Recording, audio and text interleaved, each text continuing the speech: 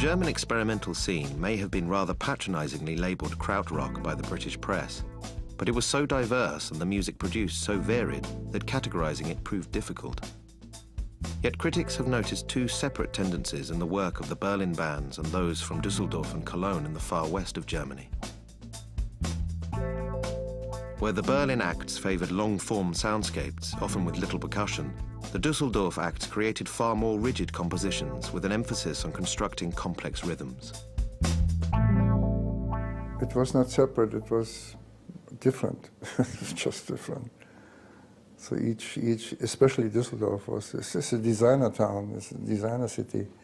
And Kraftwerk and now it's designed music, it's totally designed for me. We were all quite isolated at this time, you know.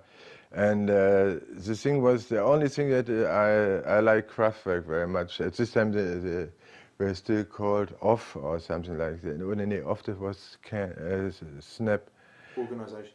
Organization, exactly. Yes, with this thing. Yeah. And I liked them very much, but all the other kind of music it did interested us. In Berlin, we were kind of this a bit dirty. Was anyway. Kraftwerk and later on Neu and La Dusseldorf, they are kind of the fashionable people from Dusseldorf, and which is anyway fashion and a very snobistic city. And we in Berlin, we were quite punk. All the whole city, anyway, we were ghetto, you know. So, and so we were also not interested in other music, you know. Instead of others who had like the Amandül and all these people, they were together more. Even in Berlin itself, the electronic people we never met. So Tangerine Dream, Usher Temple, and or me, when we were all there, we never saw each other really, you know, because we didn't like it at all. You know, we said, oh, assholes. Everyone was very special, you know. As a witness, although in a reduced way, because just being a teenager, I sensed differences.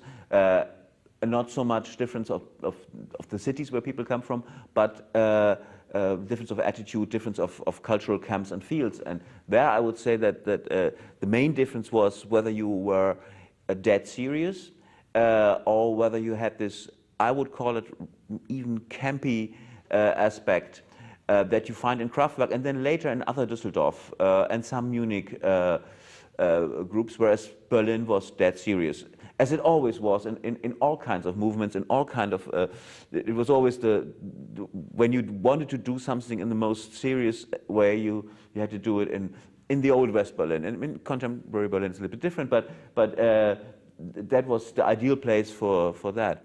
I mean, Berlin was, of course, because of the history, it was the serious place. It was, there was still this pressure of the Second World War through the wall, and people there have been very, very much into politics. You might have heard about this when Frank Zappa did his first record there. He had even problems, yeah, with this strange kind of humor, because people didn't have humor.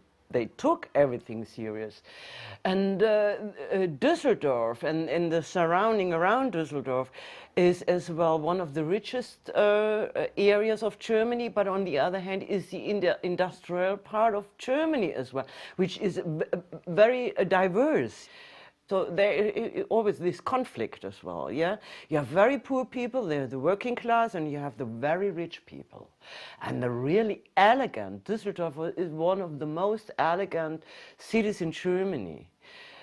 And the third thing, Düsseldorf and the surrounding is still and was, when Kraftwerk started, the place where all the advertisement companies started. Yeah, it's a center of German advertisement, which meant, of course, Andy Warhol and Campy and image and yeah, presenting yourself, selling yourself.